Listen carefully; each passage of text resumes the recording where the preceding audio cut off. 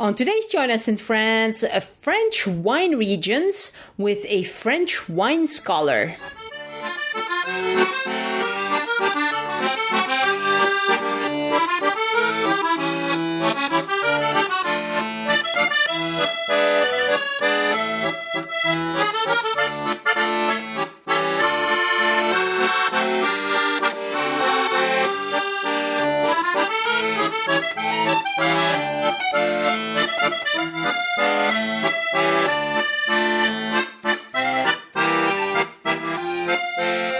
This is Join Us in France, episode 158. Bonjour, I'm Annie, and today I bring you a conversation with Dave Walsh about French wine regions and all the things you need to understand to make sense of the many wonderful wines that are produced in France. Our next Paris tour is scheduled for October 1st through the 7th. Hello to the folks who've booked already, and we need a few more, so check out the details on addictedtofrance.com.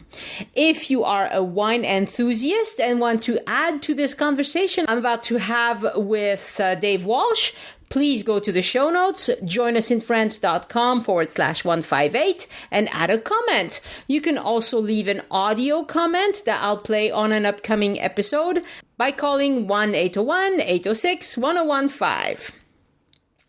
In the next newsletter I will send out very shortly, I'll be sharing with you something that I think is going to be very handy-dandy for a lot of you.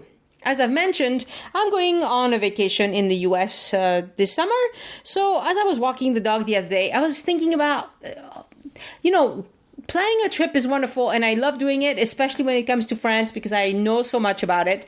But it can also be a lot of work and certain things need to be done in a certain order. A lot of it is time sensitive. So I understand how it can be a little bit intimidating. So I organized my thoughts into bullet points and in kind of a countdown list that you can just refer to make sure you don't miss anything. And that PDF is going to be going out to newsletter subscribers in the next few days. So subscribe and make sure your copy of the newsletter doesn't end up in the trash before you've had a chance to see the good stuff that I have included in there.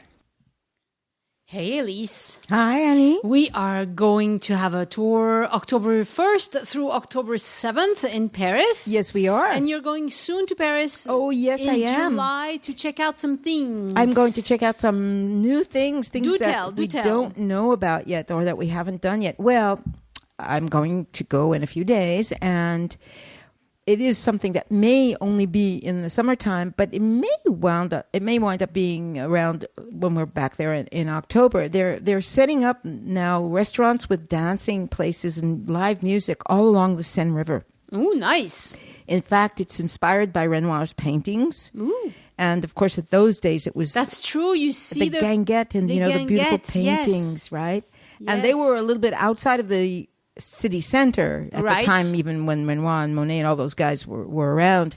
It was not quite the city center. But what they've done is they've revived them. And there's one that's right underneath the Eiffel Tower. Nice. And so I'm going to be visiting Paris with my sisters in a few days. And so we've decided we're going to go to one of those and hang out. I don't think I will dance, but... Why not? You like to dance. I like to dance, but, if it's one of those, we'll see what kind of music it is. Anyway. But anyway, so we're going to try at least one. Very good. There's also another one, actually. I was looking some of them up in case people are actually going in next few weeks or whatever. There's not just along the river, but there's actually one... at the Parc de Vincennes. Oh, okay. On the lake there. Oh, okay. And so it's become really popular again. Well, those are old-time kind of places where you can get a few drinks and you dance and there's some lights and some music. Yeah, it sounds lovely. And it's like an old-time ball. Yeah. Well, not a ball, because a ball is a fancy affair. It's a fancy affair, right. Right, but the Ganguette is like, it's going to be accordion music and fiddles. Right. And my guess is, unfortunately, that the music is probably going to be a lot more modern than that. But well, okay. And in fact, but it doesn't matter, Punk. It's exactly, I mean, it's going to be fun, it's really going to be a lot of fun. And another thing that's just really set up for the summer, but I don't know if we're going to go to it because I think one of my sisters is not really into like military history. But I discovered there's a huge sound and lumière show at the Invalides. Ah, les Invalides, okay. Son et lumière. So that's like kind of light and sound. It's a light show and a music show. And they do this whole thing of the history from Louis XIV on, and they project all these images and all this stuff, and they tell the story, and there's all these lights, and it looks really interesting. It's like I'm kind of... And it's a summertime thing. And it's a summertime thing, but it's every single night. Okay. Until the fall. And is it a free thing? No, you not. have to pay. Okay. No, it's not. In fact, the only thing that I was a bit annoyed about was the fact that when you tap in one website thing, it says free, and then it says in little letters, free for under 7 years old. So I thought, well, I can't make myself look like I'm under 7 years old. I don't know. No, that's not going to happen. That's not going to work for you. But those are actually wouldn't work for me either. And then there's, of course, the Paris Plage, which is kind of silly, but, But anyway, I'm going to check those things out, beach chairs, and we're going to go maybe to this new cultural center that is on the island at Bilancourt, which is on the river. There's an island. Bilancourt? Bilancourt, Boulogne. Boulogne-Billancourt. That's the name. Boulogne-Billancourt. It's on the western section of the river. As you get towards it's like in the middle of the river, just as you get to the outskirts of the river on the western side. Yeah. And they've opened up this enormous new cultural center there, which has a concert hall and a dance hall and apparently an art center.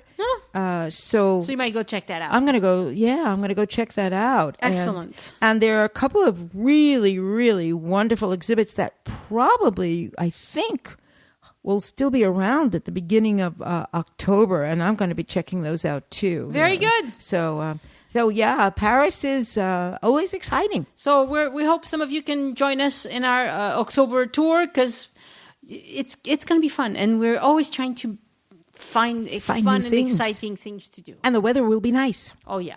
I'm sure of it. Thank you very much, Elise. You are welcome, Annie. Bye. And now, here's my conversation with Dave Walsh. Hello, Dave, and welcome to Join Us in France. Thanks, Annie. Nice to be here. Nice to talk to you.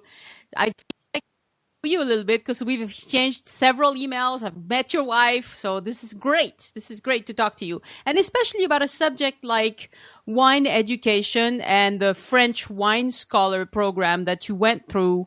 Because I know background information about wine. I've attended a few wine tasting events and things like that, but I'm really not somebody who knows a ton about wine. I can, I definitely drink it, but I can't explain very much about wine. So I'm delighted to have you on to talk about this.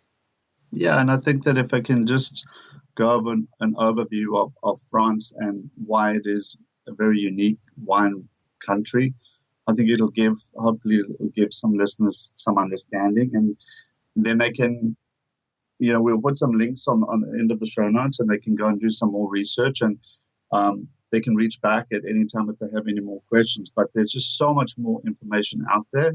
Yeah. And I found some really good resources that are not heavily technical. In other words, they'll really educate anybody who's at any level with their understanding. That's really good. So what piqued your interest? Why did you start learning about this to begin with? Do you want to, before we even get to that, why don't you introduce yourself a little bit and then tell us why you got interested in wine? Yeah, so I'm David Walsh. I live in San Diego, California. And Sue and I started drinking wine shortly after we got married. And so it's been a lifelong sort of interest in us. And then about 8 years ago, I started taking some education classes through this organization called the Wine and Spirit Education Trust. It's a WSET program. It's based out of London, England. It's a British program. And there's different levels of program. And I got kind of hooked on it. And so I did a couple of the certificate programs. And then the same educator here in San Diego was teaching this program called the French Wine Scholar, which is now, it's changed its name because it's not only focusing on France, it's also picked up Spain and Italy. But the program I took is just on France. It's about a 3-month program. And the reason I studied this one was because France, to me, or let's put it this way, in the old world, being Spain, Italy, France, Germany, so much of the new world, like California, we base our learnings, our grapes, on what's come out of the old world because they have such a longer running history. Sure. So, and one of the questions that came in was why France, I guess. And to me, France is really interesting because it makes an incredible array of different styles of wines, and the quality is incredibly good too. No, I would say that it's not a case of picking the best country, but it's certainly a country that makes an incredible array of different styles of wines, and the quality is outstanding as well. Yeah. And then for me as well, there's no other subject that I've ever encountered that encompasses food, culture, and history to the degree that wine does. That's true. And when in this particular course I took, it starts every region with a history of the region, because once you understand the history, you understand the styles. Mm-hmm. And so that to me was very fascinating, because I was a history major in high school, and so there is a certain degree of history to every region. An example is that most folks don't realize that Bordeaux was actually the region of Bordeaux was actually under British influence for a number of years, and so the styles of wines were made to be directly exported to England, and hence the relationship that Bordeaux still has with modern-day England. And understanding that, and then understanding how France actually got its independence from Britain, affected the trade that went on between the two regions. So when you understand that, you understand the affiliation that Bordeaux now has still with England, and still one of the major importers of Bordeaux wines is England. And this goes back, 400, 500, 600 years. Yes. Yeah, and because it obviously Bordeaux at times was part of the English kingdom. So yeah, they have a long history of that sort of thing going back and forth. Yeah. All right, so that's really what I found fascinating. And then, as I said, as we go through the regions, absolutely, very, very diverse, from the south to the north, to the east to the west, extremely diverse regions, and none of them are trying to copy each other, because they've unique understanding of what kind of styles they make and why they're good at it. And in many cases, it's regulated. You can't make Bordeaux wines in Alsace, and you can't make, Pinot Noir in Bergerac or something like that. Correct. All right. And so we also had a lot of questions that people asked on the Join Us in France closed group. We're not going to start with those, but we'll get to those towards the end of our conversation. Yeah, and Annie, they were phenomenal questions. Yeah, we had a lot of good questions. So, All right. So let's talk a little bit about the French wine regions and some overall information about those. Yeah. So, Annie, can I start with a disclaimer? Sure. Okay, firstly, my French pronunciation is terrible, which is the reason I gave you some show notes, so that when I stump up words, you can jump in. Yeah, I can help you with those. Okay. And then the other thing is, there might be folks that listen to this podcast and say, well, Dave wasn't quite spot on with regards to this. The thing is, with French wine and wine in particular, sometimes there's no one rule that is good for everything. There are many, many exceptions. Yeah. So France, as much as we love it, is filled with exceptions to the rule, right? In your language, culture, and certainly it comes into your wine regions, right? Sure. So many cases, there's not a yes or no answer. There's a maybe, but here's a whole bunch of exceptions, right? Right. Yeah.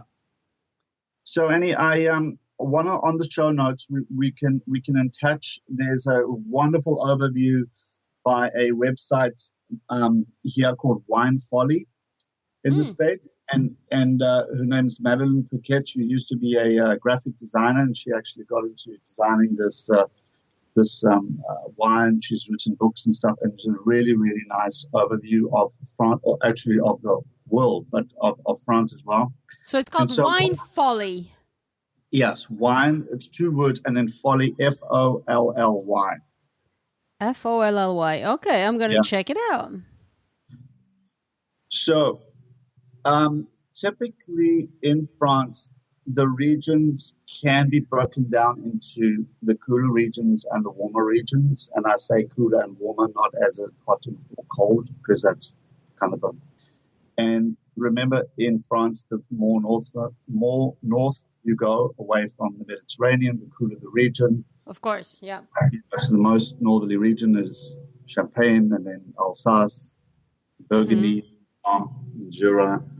So maybe we can just start with a discussion of maybe the cooler regions. Okay. We start with, the famous one of Champagne. Yeah.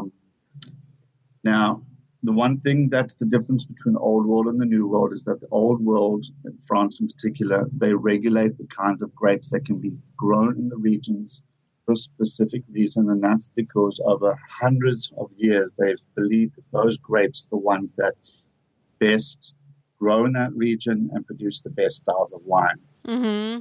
Yeah, in the US, we're still kind of discovering that. Sometimes in the region, they're still growing 13 grapes, knowing that within maybe 15 or 20 years, we'll be whittling that down to maybe 8 different types of grapes, right? I see. So in Champagne, the grapes are Chardonnay, which is a white grape, Pinot Noir, and Pinot Meunier, which is both reds. Yeah. And in Champagne, it's kind of good to know that it's so northerly and so cold that to make a still wine, in other words, a wine without bubbles, the wine is terrible, because it doesn't warm enough to ripen the grapes. Right. Yeah, Champagne is a very cool, and it's actually it's the kind of cold that gets into your bones. I don't know how else to describe it, but it's foggy quite a bit of the year, and it's just not a region of France with pleasant weather, as far as I'm concerned. But yeah. But I've seen pictures of it in the summer, and it can get extremely warm in the summer. Oh yeah, it'll warm up for a little bit, and then it's back to the dreary weather. Yeah, and then it's also kind of neat to know that a number of years ago, Champagne protected its name, right. So no one can use the word champagne, or even if you make champagne-like wines, you can no longer call them champagne method to make the sparkling wines. Right. You have to use the word traditional. Right. Outside of France. I mean, I think in France we still find stuff that says méthode champenoise. Yes, but it should be méthode traditionnelle. Ah, maybe they've changed that. Okay, that's interesting. Yeah. Méthode traditionnelle instead of méthode champenoise. Yeah. I haven't been paying attention to that, so that's good to know. And then it's kind of good to know that there's really three types of champagne being made. It's called Blanc de Blanc, which is white of wine. So that is a white champagne from Chardonnay. Is Blanc de Noir, a white wine from a black grape, Pinot Noir or Pinot Meunier, and then there's Rosé. Right. Maybe we should just pause for a minute and just remind folks that the color of the wine comes from the skin. If you look at the pulp of a grape, it's always going to produce a white wine. There's not much color. So even on a red grape, if you split it open, the pulp is actually green. Right. So you have to have some skin contact to get that color. So you can actually press the juice directly from the red grape and make a white wine, or you can leave it in contact and then you get a rosé. Right. Yeah. When I visit some in Fronton near me, there's lots of wine, obviously. And when we visited one of the wineries, they explained to us, and this was completely new to me, that they just decide how long they're going to let the skin in contact with the juice to if they don't want any red, they just remove the skins right away. And if they want it to be a red wine, they just leave the skin a little bit longer. It doesn't take very long because red skin will make a red wine very quickly. I mean, if within a few hours, if you let it sit. Yeah, exactly. We're going to talk about this later when we talk about rosés, but within 2 hours, the color will start coming out of the skins and feed into the juice. Right. So you're absolutely right. It doesn't take very long. Yeah. And then, Annie, just as far as the sweetness, I didn't write down, there's like 7 different scales of sweetness from dry to sweet when it comes to, but I've just put the major one, Brut being dry. Right. And now I'm going to need, how do you say D-O-U-X? Do. Do. The sweet. Yes. Yeah. And then there's obviously all the in-betweens, right? Right. There's the semi-dry, the semi-sweet, but I just put those 2, and folks can look for that. Right. And, it was interesting. I read the other day that even the sweetest wine has a lot less sugar in it than, for instance, a soda. Yes. So if you measure in grams, in a soda, you will have something like 20 grams of sugar. And in the equivalent of a sweet wine, it's going to be like 10, 12 grams of sugar. And dry wine will have, maybe 1 gram of sugar or maybe even less. So, yeah. Yeah, you're absolutely right. Okay.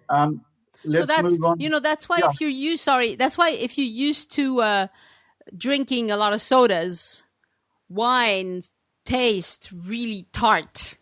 It's just, somebody who is used to drinking a lot of water isn't going to find wine that startling. But if you are used to drinking a lot of soda, then wine is really startling. Yeah. And there's one other thing that, remember that wine is made at a very low pH because of the acid. And the reason it's made at a very low pH is to actually, it's a preservative. So if you keep the wine very acidic, somewhere between a pH of like 3 and maybe 4. 4 is actually high. It can actually stop things growing in the wine, right? Because it's not a sterile product. It does have some stuff in it, right? Sure. So this acid balances the sugar. When you put acid and sugar together, even though the sugar can be 8 grams per liter, if the acid is around 7, it doesn't taste on your palate sweet because the acid. So if you ever drink, one of my favorite grapes is Riesling. And every time I tell people that, they always say, oh, you like sweet Riesling. Well, I don't like sweet Riesling, actually. The dry style Rieslings. But the sugar can be fairly high, but the acid in Riesling is so high that it makes up for it. Yeah, it'll balance the sugar. So on your palate, it's not like drinking a soda. You don't get that kind of cloying, sugary taste in your mouth. No, no. Yeah. Oh, this is cool. I'm learning all sorts of things. Didn't know about that. Yeah. So, should we move on to, let's go to Burgundy, because it's actually fairly just south of Champagne. In fact, some of the regions are actually very close. Yep. And Burgundy is obviously high-priced wines, very famous region. The food in Burgundy is, as Sue says, she really feels that is the heart of French cuisine. I mean, but the grapes there, the predominant grapes, there are some other ones, are Pinot Noir, red grape, Gamay, which is a red grape, and Chardonnay. So very similar grapes to Champagne. Mm-hmm. It's also a continental climate, which means that it's kind of cold in the wintertime. Yeah, it gets very cold. In winter, and the summers are warm, but they're not exactly hot. And they're famous for their lighter, earthy reds. The Pinot Noir, and then they're extremely high-priced wines. These, and the whites made from Chardonnay or another grape called Aligoté can be dry and they're crisp, and they can have they can be made with or without barrel aging, which means they have some oaky flavors. But if you go to certain regions, they don't use any oak at all. Right, yeah. Aligoté, the ones I've had don't have any oak flavors that I can perceive. Yeah, and if you go to like Chablis, which is a sub-region of Burgundy, the Chardonnays typically are not put on oak. So they have very dry, crisp, green apple kind of flavors to them, and they're grown on chalky soil, so they have this very almost chalky taste to them, and they're fantastic. But yeah. And in Burgundy, they always use this French term, and maybe we can talk about it, for terroir. They call them terroir-based wines, and I told Sue I was going to raise the subject. She said, "Oh, you need to define it." And I think it's a term that I think French people are very well familiar with, and we've sort of coined it. But there's no direct English translation. No, there isn't. Terroir is a mix of the climate and the type of soil and the kind of the growing environment of the grape. And so it's going to be, how if the plot faces south or east or whatever, it's going to be the type of soil, if it's rocky, if it's not, if it's chalky, if it's loamy. Well, there's no grapes in loam anyway, but that's a bad example. But if it just, that's what it comes from, is that's what it means. It's kind of a mixture of all these, the environment in which the grapes grow. Yeah, exactly. And we apply that to all sorts of things: food, wine, all sorts of things.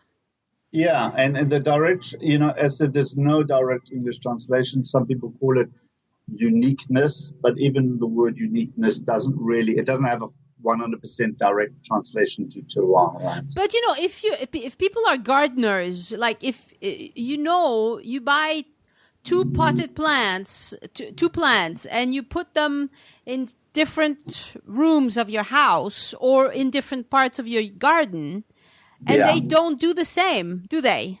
Exactly. The plant, if it likes it in this particular spot, will do way better than in another spot. And it's really hard for us to figure out these things. Like, why is it working here and not there?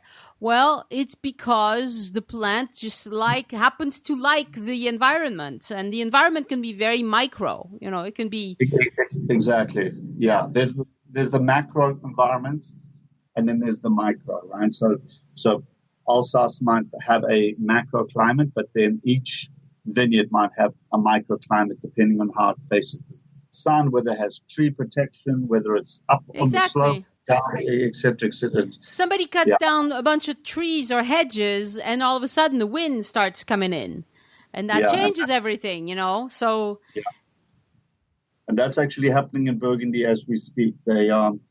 Somebody is taking down the forest on some of the top of the slopes to plant these beautiful houses, and producers are really complaining because those trees protect the vines from winds as these cold fronts come from the Atlantic rolling west to east over France. So. Yeah. I heard the craziest story. I have to interrupt you with this little story. I was driving home and I was listening to the radio, the French radio. And there was a guy on who said that they were talking about this new movie about a family of vignerons from Burgundy. And it just came out. I can't even remember the name of the movie. I'll find it and tell you in a minute. But so this guy was saying that there was just recently a sale of land in Burgundy where the land went for 20 million euros per hectare. Yeah. Okay? And he was saying that same land, 70 years ago, the grandfather, he couldn't make enough money from his wine. He had to have cattle. Yeah. So the prices of Burgundy wines, I mean, they have been brilliant at marketing and at selling this stuff, because the price of wine has gone up so much. I mean, this is the same plot of land, so the terroir hasn't changed that much, right? It's just that 70 years ago, the guy had to subsidize had to make a little extra money with the cattle, and now he's a millionaire. Yeah. It's just crazy. Anyway, that's irrelevant, but I thought it just blew me away. It might not be irrelevant, because we're going to talk about in the show about value and of if you have 20 euros and you want to spend it on a bottle of wine, where should you quote unquote invest that 20 euros, right? Yeah. And this was a question that Sue actually received when she was in France, in Paris on the tour. So we can talk about that. But Burgundy, great wines, they're single varietal, which means that they are Chardonnay makes white wine. There's no blending in Burgundy. Right, which is unusual for France. Yeah, phenomenal wines.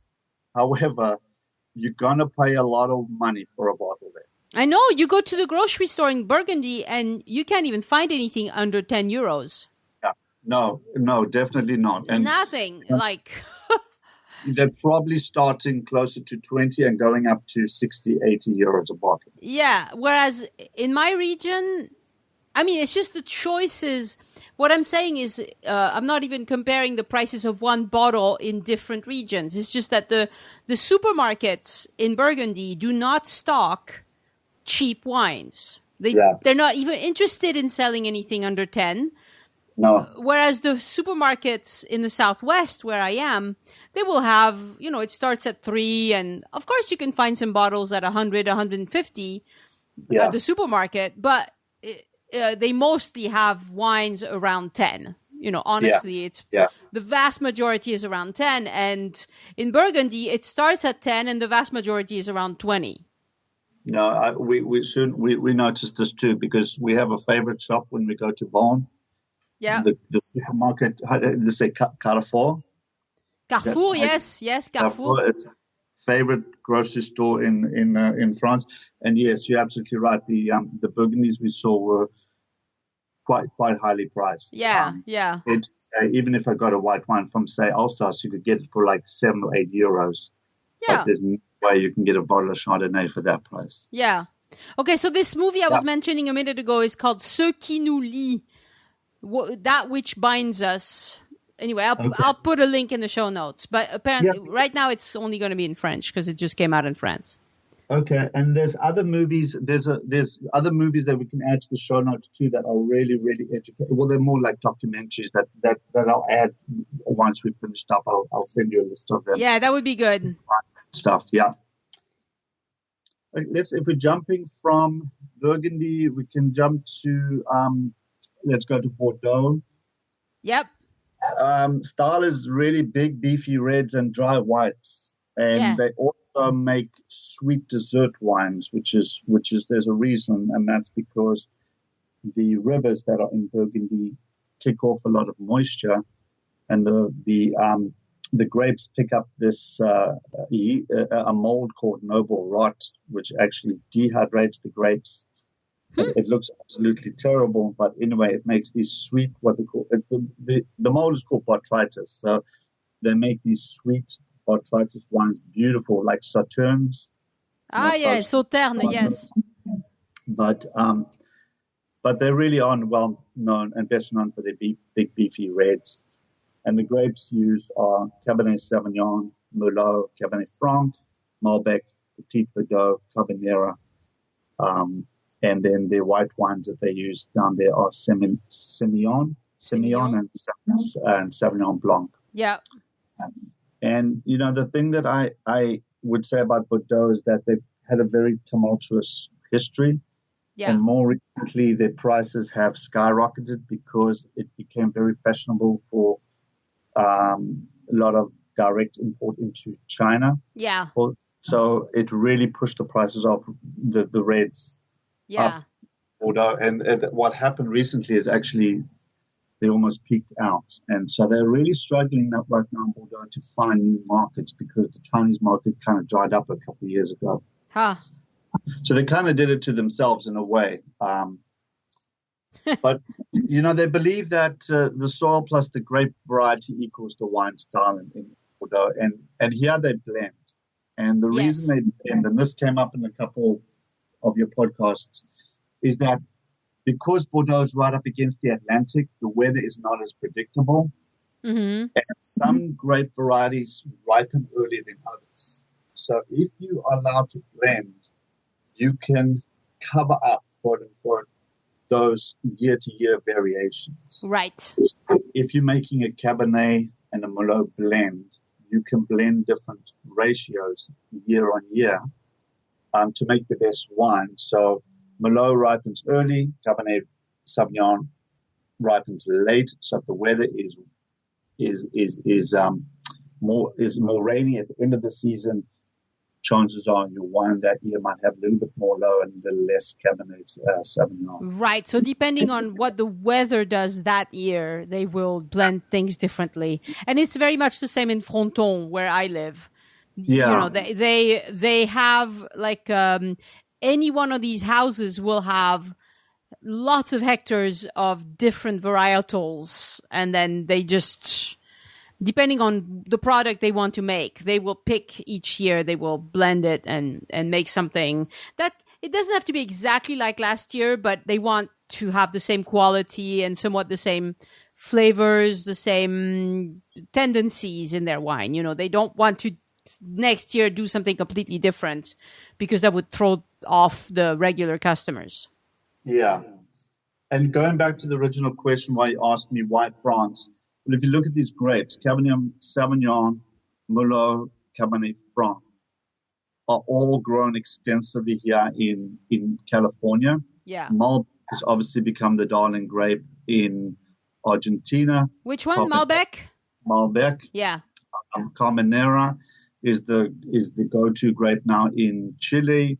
And Petit Verdot is actually being grown, even though in Bordeaux it's typically used as a blending grape. They add 1 to 5% to some of the blends. Mm-hmm. You can find varietal Petit Verdot here in California when it's 100% Petit Verdot, which is, I don't think you will typically see that in France. Petit Verdot? Yeah, no, I've never seen a wine that was 100% Petit Verdot. Yeah. And so that really is, that's kind of like going home for a lot of these grapes, right? That's where they're originally from, right? Right. And they're literally global now, right? Yeah. Yeah, well, they're everywhere, yeah. Yeah. Oh, that's funny. You didn't list the Fronton region where I am, because that's probably because it's really not very famous or popular. No, we call it Southwest. Yeah. I'm sure you know that in I didn't typically list. I was on the fence whether I should talk about it or not. Yeah. Definitely, what I would say about the Southwest is you have a lot of the same Bordeaux grapes. Mm-hmm. The value is incredibly good compared to Bordeaux. Yeah. Oh, yeah. And it's a region that most folks don't really know about. Right, and you couldn't even buy it in the U.S., I don't think. I don't think any of them are big enough to export to the U.S. You're absolutely right. And I think, I don't know if you know the history, but basically what Bordeaux did was to the Southwest, they charged tariffs. So as the wines were made and brought down the rivers to get exported out to markets, mostly England, Bordeaux actually slapped the Southwest with incredible high taxes. This is going back 100 years ago, and it absolutely stunted the growth of that region. And that's why we don't like them much in Toulouse. Yeah, and yeah, I can imagine.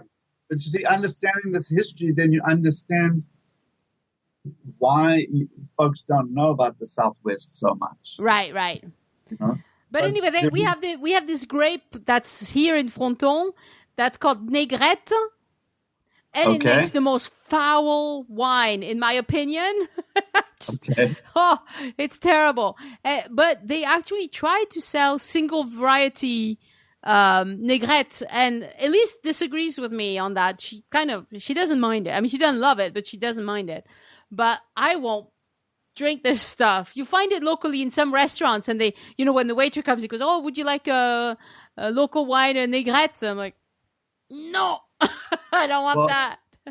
I don't know about Elise, Annie, because she also likes Montmartre. Is that how do you say this in Paris? Montmartre, yeah, the wines from Montmartre. Yeah. You're right.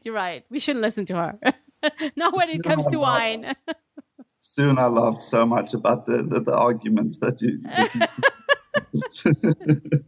yeah. Anyway, okay, yeah, but no, absolutely. Cahors, is that how you say it? Cahors, yeah. They make very good Malbec there. That is the that's where Malbec is from. Mm-hmm.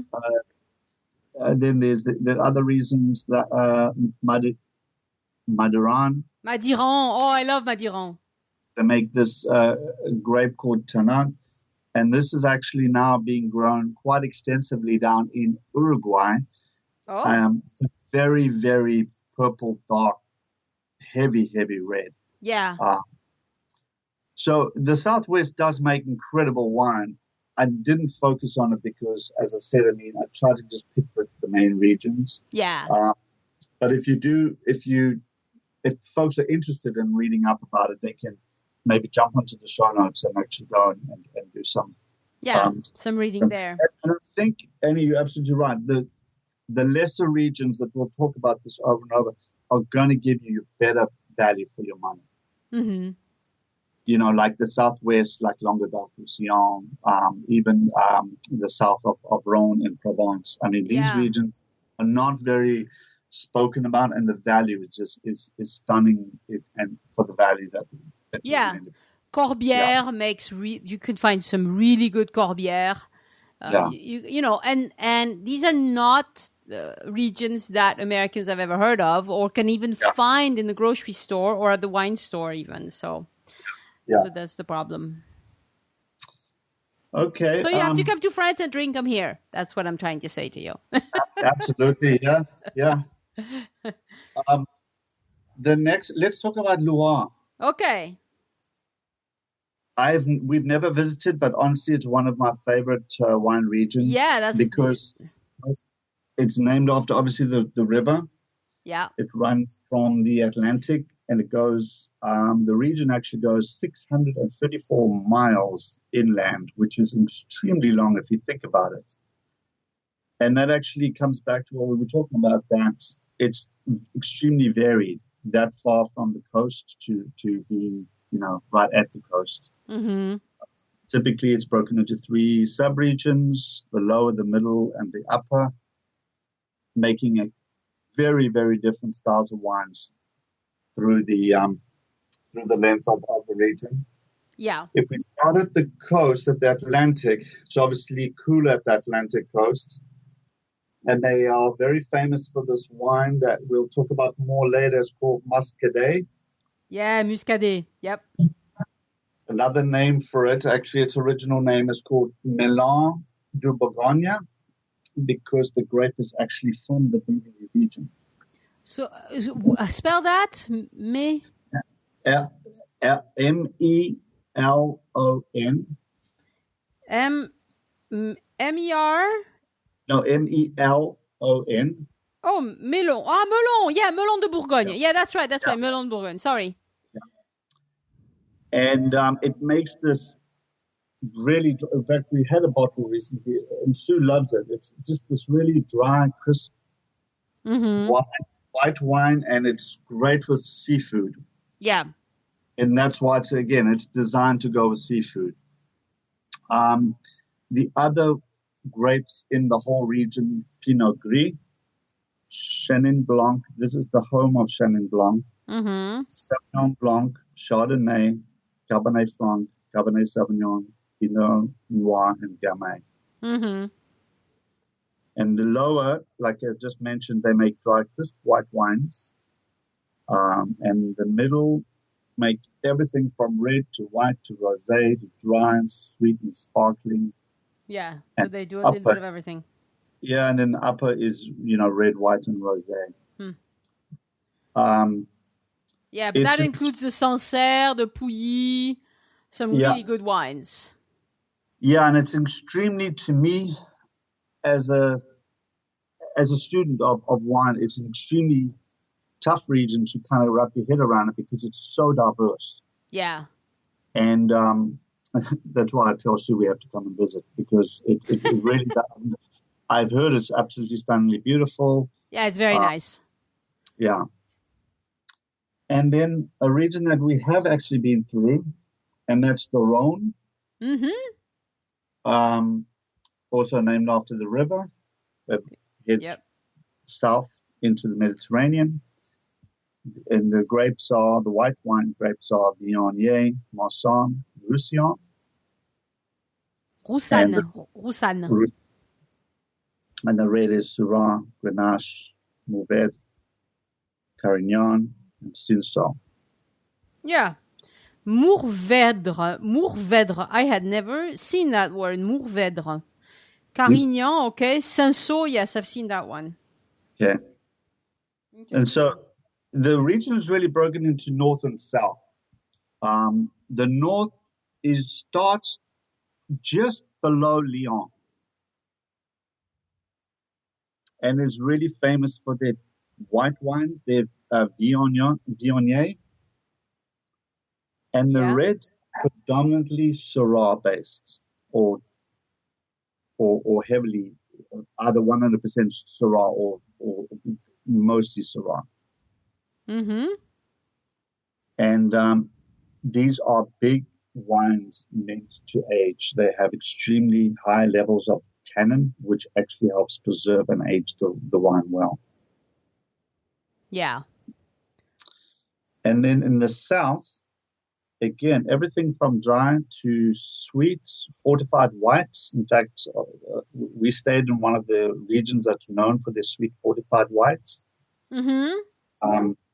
And also they make dry or sweet reds. And again, this is the Côte du Rhône wines are very, very good value. Yeah. €12, you get a phenomenal bottle of wine. Mm-hmm. If you like them. I'm not a fan. But no?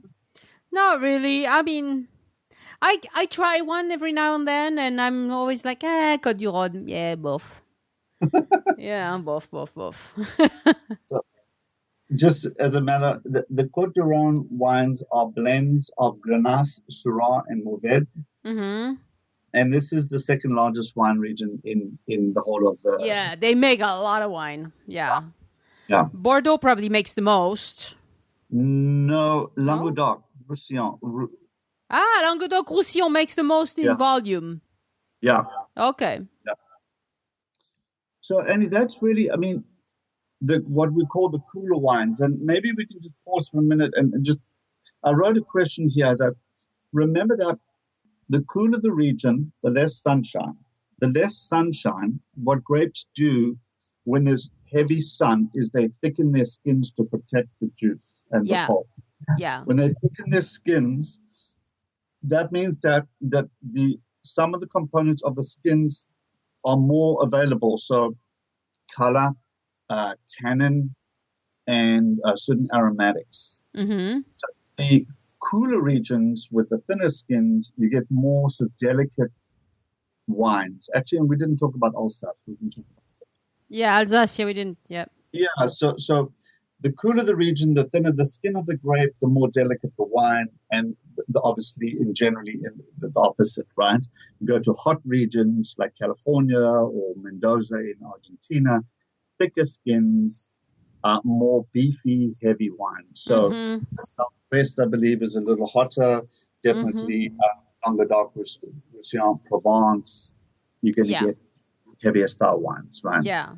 Yeah. That's an interesting observation. I didn't know that's where it came from. But if you drink them, you can tell that the wines that have a lot of character and a lot of it's not, I can't say strong wines because the alcohol content is really not necessarily linked, but the ones with the most flavor are going to be Southern wines for sure. Yeah, exactly. And then also remember that with the history that France has had, that they've had time to stipulate exactly which grapes can be grown where. Yeah. So it's a natural selection process where if a grape didn't do well in the heat, they pulled it out and planted something else. Right. Yeah. And there were also political considerations. Sometimes Burgundy was at war with the Kingdom of France for a long time. Yeah. And there were times when, and I can't remember which, the reason why Pinot Noir is so big in Burgundy is because when the French king finally took over, he hated I think it was Merlot that they were growing before. No, it was, and it's Gamay. Oh, Gamay maybe. It was right. Philip the Bold. There you go. You know this stuff too. Yeah, Philip the Bold. He banished Gamay down to Beaujolais. Yes. Because he didn't like the taste of it, so this is back in. I made a note here. This is a long time ago. He did this. Oh yeah. That just shows you the understanding that they had even back in those days of how grapes fit into the 14th century. Right. So they knew back even in those days which grapes did better in which regions. Yeah. He actually made it a punishable offense if you were caught still growing Gamay. but we laugh about this. It still continues to this day. Oh yeah. Even if we can talk about the rules, in 10 years we could have another conversation, and the rules in certain regions will have changed. Of course. In other words, they are constantly making amendments to the rules and pushing certain grapes out of certain regions. That makes sense. So it's not static. It's still, and certainly with global warming. Right. It's changing things again. Yeah, they're going to have to change things. Yeah. Alsace, Alsace, one of my favorite regions for the history and also for the wines, because it's so heavily, well, I wouldn't say if it's German influenced or it's very unique part of France. Yeah. Because of its history, but it does have a lot of the quote unquote Germanic varietals like Riesling, Pinot Blanc, Gewürztraminer, Pinot Gris, Silvaner, Muscat, and then Pinot Noir. And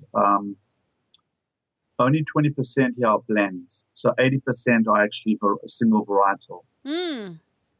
90% of the wine is whites, and they make everything from dry to sweet wines. So everything from absolutely bone dry to late harvest, very sweet sort of dessert style wines. Which is so pleasant. I don't know. I'm such a girl when it comes to wines. I like sweeter wines. Yeah, and Alsace, again, I think the value for wines in Alsace is actually extremely good. Yeah, it's very good. And then the two warmer climates I listed here, which we kind of touched on Southwest already, but is Languedoc-Roussillon. This is a region that somebody decided recently to actually put the two regions together as far as wine, but I think they're very different in that the Languedoc is more influenced by Provence and the Roussillon is actually very much influenced by Spain because it's so close to Spain and to the Pyrenees. But it is a massive region. It makes 5% of the world's production. 1/3 of France's production. Extremely diverse. 3/4 of it is red. They make white wine, rosé, incredibly good sparkling wines, everything from dry to sweet. But the red blends are typically dominated by Carignan, Syrah, and Mourvedre. Sorry, no, not Mourvedre, Grenache. So Carignan, Syrah, and Grenache, which is also known in Spain as Garnacha. So different regions, they still call the grapes by whatever the region knows them as. Mm-hmm. Interesting. Because this is so close to the Mediterranean, we have more of a Mediterranean climate. It's warm, it's dry, and it's windy. Yep.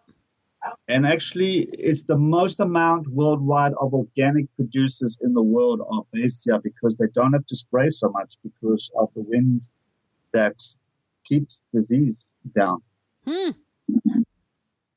Because it's a high-producing, lower, well-known, I think you get very, very good quality wines at exceptionally good prices down here in Languedoc-Roussillon. Yeah, I think they have a lot of very good wines. They also have a lot of crappy wines, but they have some really good ones. Yeah. And this is an area where it really pays to stop by the vineyards. A lot of places. Okay, so if you do that, I would say if you are driving around Burgundy or even some places in Bordeaux, around Bordeaux, and you just decide, I'm going to stop by and see if I can do a tasting, just like that, with no warning, whatever. They will laugh you out of the room in Burgundy. Bordeaux, half of the time, they'll talk to you. The other half, they'll tell you to go away. Yeah. But you can totally do it in the Languedoc or Roussillon. They are so friendly, and they just open the door and let you taste and buy a few bottles and, be very happy that they get a visitor at all. And, Yeah. So it's a good place for that sort of wine shopping, is to stop and taste and see if you like it. That's good to know, Annie, because it was shocking for us when we first came over to Europe in general, when we are so used to going to a place like Napa where, they have these tasting rooms and they've got, young people working in these tasting rooms. You just walk in and you taste. Then you go into many, many wineries in Europe and it's not young people. It's actually the owners or the winemaker or the owner. And you might be interrupting that they're actually doing something at that same time. They could be bottling wine. They could be doing a transfer. They could be in the vineyards. So it really is best if you make an appointment as best you can. Yeah, just typically it's good to go to their website and see if they have hours. Yeah. But in the Southwest, you can just drop by. If the door is open, then probably they'll talk to you. Yeah. And one thing that we've, again, in the uninformed travelers that we were, going during lunchtime and pulling a winemaker away from his lunchtime meal with his family, probably not the smartest or the best thing to do. Yeah, no. Between noon and 2, just leave them alone. Yeah. And after 7 p.m., they're closed. In some places, they'll close at 5 because, they got other things to do. Yeah. So. And then Annie, the region that we were in last year that we spent some time in was Provence, well known for their rosé wines, but honestly they do make some very good white and red, mostly on the dry scale. Mm-hmm. The grapes are Grenache, Cinsault, Syrah, Mourvedre, and they are very similar wines to whites to the Rhone. And the reason is that the wine regions don't overlap with the geographical regions. We were in Provence, in a town called Baume de Venise. What town? Which is called Baumes, Beaumes. Baume? Yeah, okay. Des. Yeah, Baume de... Venise.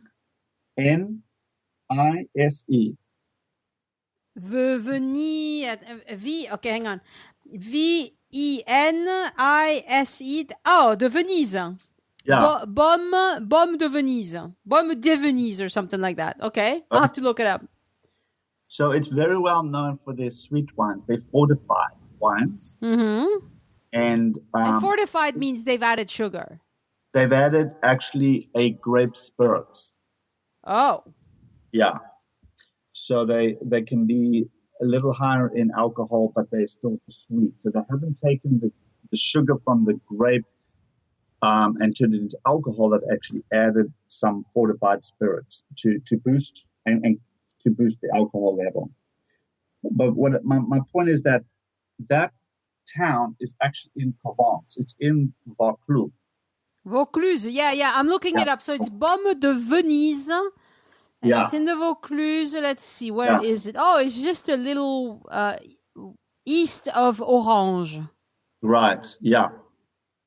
Just north of Carpentras, just right above Carpentras and east of Orange. Okay. Yeah. So it is in Provence, but it's considered part of the southern part of the Rhone region. Wine regions don't overlap 100% with the geographical regions. Interesting. Okay. It is a classical Mediterranean climate, obviously very hot and dry with a mistral wind. Yeah. And, it's well known for their rosé. And actually, I found an interesting fact that French rosé outsells white wine in France. So French people drink more rosé than they do white wine, which actually completely surprised. Well, I guess by volume, that doesn't surprise me. Well, the thing is, rosé in France is the wine that you start drinking as soon as it gets warm. So like at 8 o'clock in the morning. I mean in the spring. Okay. So it's a spring and summer wine. Okay. And you could start at 8 a.m. in the morning if you wanted to, but I don't recommend that. But it's the kind of spring and vacation wine. Okay. So if like this time of year, we're recording this episode on June 16th. If I have people over, I'm probably going to buy a couple of bottles of rosé because that's totally what people expect. And you serve it cold in ice, ice buckets anyway. And there's even some rosés that they tell you to add ice cubes to it, which is like weird, but rosé piscine is one of them. It's a very popular rosé, and we have all these pamplemousse rosé, so they're kind of, it's a rosé for girls, and they mix a little juice with it. Okay. And they taste really good. I'm sorry to say, I'm not a wine purist. They're lower in alcohol content as well, so you can drink a little more without getting drunk. Yeah, I mean, I think rosé is becoming one of the big trends here in the US, which kind of makes me giggle a little bit because in France it's just part of the culture, especially in Provence. There, you're absolutely right. Almost daily you would see people picking up a bottle of rosé and drinking it probably that night while sitting in the pool, Yes, exactly.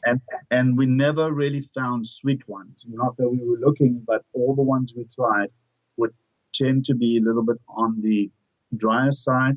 Yeah. And it's actually a note that the American sweet rosés, now America's making some very good rosés, but the sweeter ones, the white Zinfandels, the sweet ones have 7 times as much sugar as the Provence, the ones from Provence. Ah, yeah.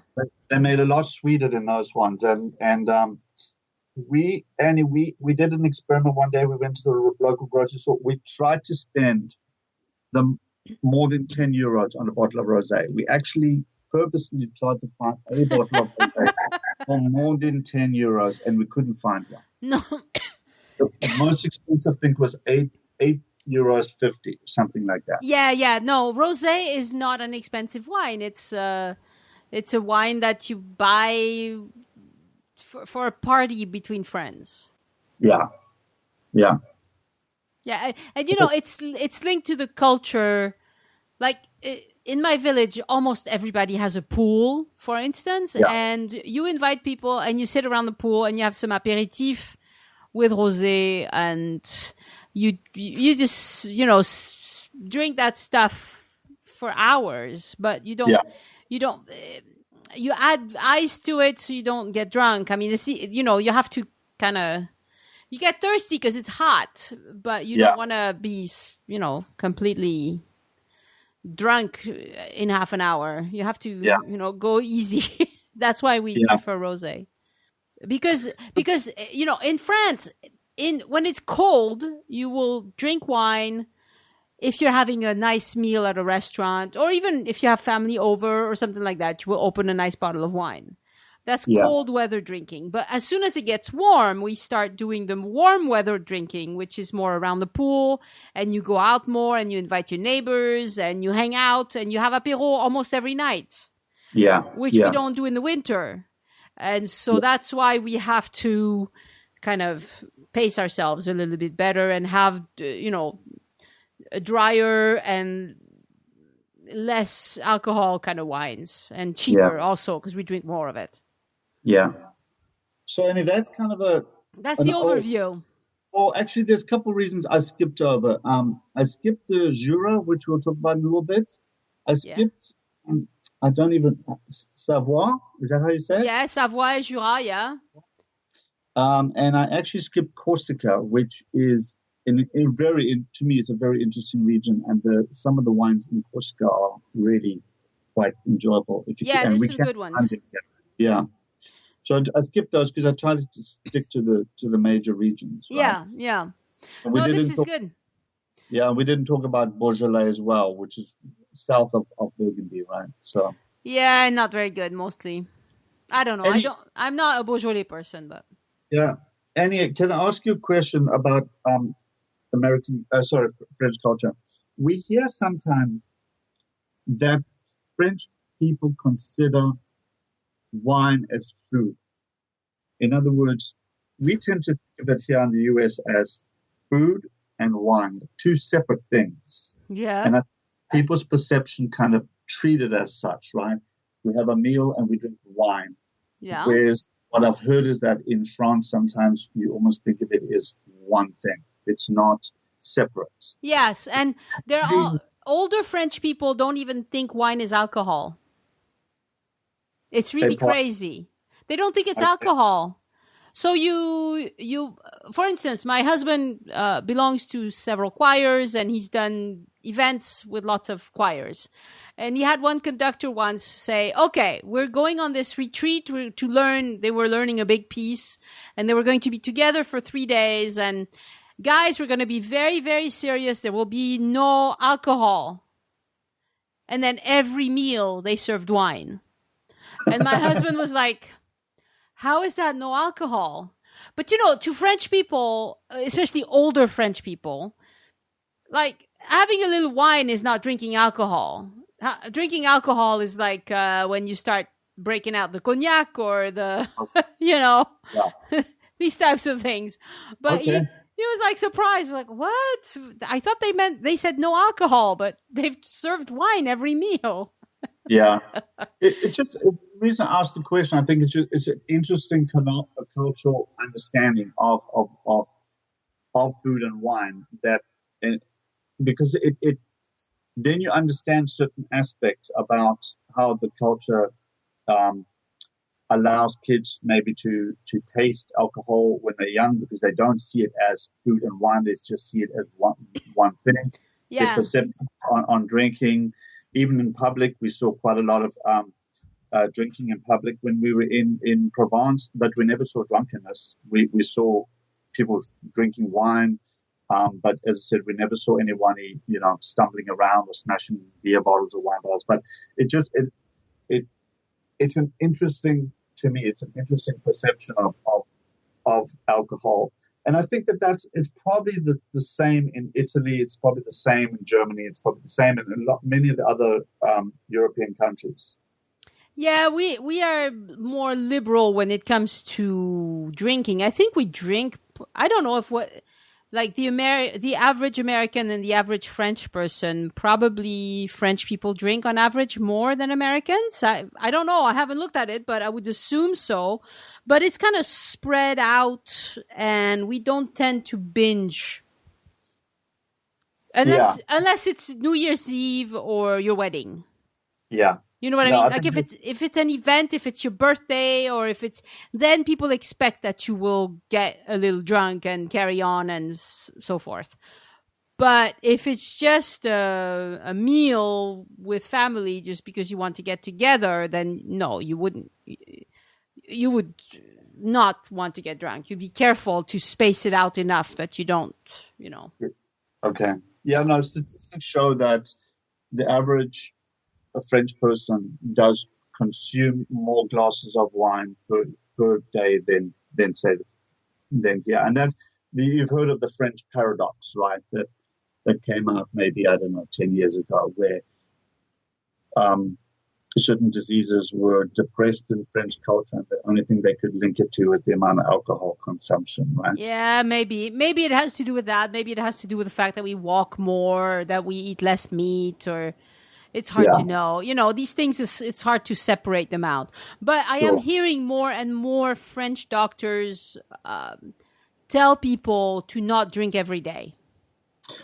So this is a health message that's coming through now that didn't come through 20 years ago. Yeah. But what the statistics also show now is that the amount of alcohol is actually starting to decrease, the consumption in France, as young people choose, instead of that €6 bottle, they choose to skip it and maybe go for a 21 less often. So they're consuming less but higher quality wines. So they're moving as their buying power, as the increases, they're buying less wine but of higher value. Yeah, that's interesting. Yeah. But, it's very surprising. I mean, I on the Join Us in France closed group on Facebook recently, I put up a video. It had this doctor on French television. Oh, it was probably 40 years ago. It was a long time ago. But telling people that, wine should be reimbursed by Social Security because it's part of health, that he could prescribe different wines for different ailments. This is completely crazy. We know by now that this is not at all true. But you still have the older people who, hang on to that kind of belief that, a little bit of fortified wine will do you good. Pregnant women, oh yes, have a nice drink of fortified wine. This is not the case anymore. And you hear doctors on TV, on the radio telling people, there should be 2 days a week where you don't drink anything.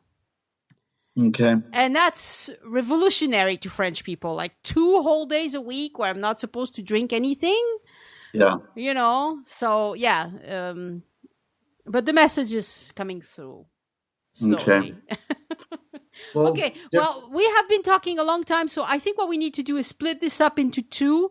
So this first part is the presentation of wine regions, and then we'll do a separate episode on the answers from all the questions that we got from the listeners and other items. Is that okay with you? Yeah, that's no problem. Okay. Well, thank you very much for explaining all that. I want to tell everybody to go to the show notes, and you will see a link on your app because it's all going to be spelled out. He provided me with a nice list of all these wines and the different regions and all of that. So I'll reproduce that and put it on the show notes. I think it'll be a lot easier to follow if you actually have the show notes in front of you. Yeah, no, absolutely. Yeah. All right. Thank you very much, Dave. Okay. Thanks, Annie. Okay. Bye. Au revoir. Bye-bye. My thanks to Michelle Olander, Jeffrey Zach, and Bunny Day, who signed up to support the show on Patreon this week. Thank you very much for stepping up and helping the show continue, Michelle, Jeffrey, and Bunny Day. Also, thank you to all the patrons who support the show month after month. I want you to know how much I appreciate your continued support. To support the show on Patreon, go to patreon.com/join us. Patreon. Join us. No spaces, dashes, or anything.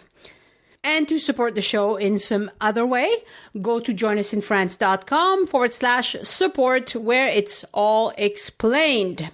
Stay tuned after the closing music for remarks from Nancy Calkins, who you will soon meet on a full episode of the show. But I've got so many recorded that it's taking a while to put them all out, which is why I'm going to continue publishing 1 episode per week all through August. Let me pause here. This is a momentous thing. A French person is going to keep working through August. This does not come natural to me. Of course, it doesn't take the whole week, but it takes a good 8 hours to put together an episode. So I will push forward and keep doing this. And some of that time, I won't even have a computer. So, I ought to get a medal, really. Anyway, Nancy wanted to share a few thoughts on Paris and specifically the Canal Saint-Martin because she knows that the only negative review I've gotten on the US iTunes store was because the person thought I was too hard on my review of the Canal Saint-Martin in episode 119. So she wanted to agree with me. So of course I'm going to play that. The best way to connect with me is via email, annie@joinusinfrance.com, or you can leave me a voicemail, 1-801-806-1015. I wanted to mention also that Join Us in France, all the episodes appear on YouTube. Now, it sounds like a silly idea to me to put an audio podcast on YouTube. The reason why I did it, and I've been doing it from the beginning, is that YouTube is a giant search engine that young people love. And even though I have a tiny amount of subscribers there, it's also a place where you can turn on closed caption. And so if you know anybody who's hearing impaired and doesn't listen to podcasts, they can get the information through the closed captions on YouTube and of course also the show notes that go along every episode. Merci. Au revoir and have a wonderful summer, everyone. I saw the photo of you and your daughter. No, I can't remember who was. Somebody in your family was in front of the Canal Saint-Martin, the iconic photo. Yes. And that was pretty, but that takes 5 minutes. Mm-hmm. But the rest, it's got to be one of those things where it's like, it's for true Parisians, people who live there who are discovering new stuff. And I'm sure it has great little restaurants. Like Phoenix is a lot like that. We've just been growing in the last 10 years. So there are a lot of great little restaurants, but they're still in a slightly dicey area. So Canal Saint-Martin, some of it is just, a few spots are really nice. And then the rest of it is like, okay, I'm stepping over people who are sleeping in the streets, Yes, and we did not experience that in other places. The only thing, another conversation I think you had with a guest was about some of the Syrian refugees. That's really the only type of begging or homelessness that we saw, Yeah, and that's heartbreaking. That's really heartbreaking. But Paris is, they're doing the right thing. They're trying to, register them, give them papers, kind of get them into the system so they can get social services and hopefully learn the language and stick around. But most of them just want to go to England. Oh, but compared to the U.S., there weren't very many. It just wasn't homelessness and all that wasn't so bad. The only place we felt that was in Canal Saint-Martin. Yeah. Yeah. I agree. The Join Us in France Travel Podcast is written and produced by Annie Sargent and copyright 2017 by Addicted to France. It is released under a Creative Commons Attribution, Non-Commercial, No Derivatives license.